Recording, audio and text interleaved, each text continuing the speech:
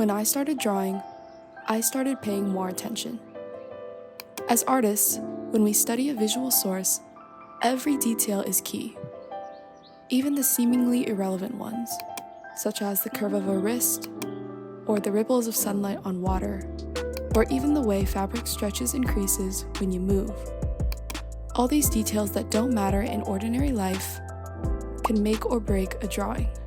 And that's exactly why paying attention is the sole skill needed to become a better artist. I guess a better term would be unbiased observation. Because if you just pay attention, and really pay attention, you'll gain the information you need. Not knowing how to draw something is usually a result of two factors. 1, a lack of knowledge, and 2, pre-existing assumptions. To visualize this, let's start simple. If I asked you to draw a tree, what would you draw? Because if you asked me to draw a tree when I was 5, I would have shown you something like this. I would have colored it green because when I imagine a tree, I imagine a green pine tree. And even though there are red trees, brown trees, orange trees, and even white trees, because I have been repeatedly shown that trees are green, I would have drawn a green tree. I also would have lacked the knowledge to give the tree any realism. Even though I grew up looking at trees, my brain didn't internalize any of that information. How light falls on a tree, how their trunks curve, or how unique their branches are. So to you, I'm saying, it's not what you know, but what you assume you know. Humans simplify things by nature. In order to easily navigate the complex worlds we live in, we eliminate and categorize inputs unconsciously. And what we deem to be irrelevant fades from our perception. These shortcuts, otherwise known as heuristics, result in us forming cognitive bias, a systematic bias in the outcomes of decisions people make, arising from the application of one or more heuristics. Side note, heuristics in greater depth are rules of thumb or inference mechanisms for making decisions or judgments. For example, if I'm looking for something to eat in an unfamiliar city, I might just go to the one with the most people in front of it, even though I don't know anything about it.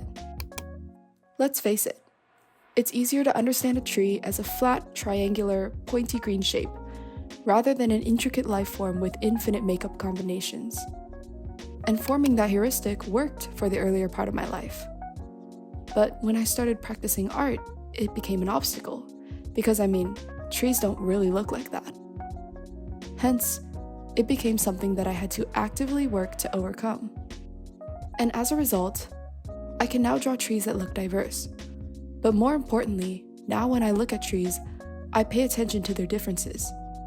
And when I think of trees, I don't think of the exact same tree. You could say that none of this really matters when it comes to trees. But what about people? Just like how cognitive biases shape my mental image of a tree, they shape how we view and interact with others. Because even after all this talk about trees, the fact is, I specialize in portrait art, and I once suffered from what has been affectionately coined same-face syndrome. Same-face syndrome is the unconscious tendency to draw the same types and combinations of facial features from memory. It happens naturally as we fall back on the habits we've built, the shortcuts we take, as artists, and it's built from our internalized preferences.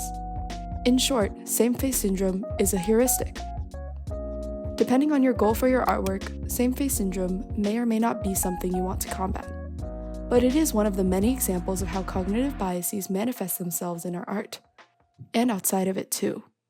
As an artist, I wish to understand the world better. It's so clear to me now that in many ways, learning how to draw is learning how to unravel pre-existing heuristics and supplement them with new, more informed knowledge. When people learn to draw, they also learn to see the world with a little more depth.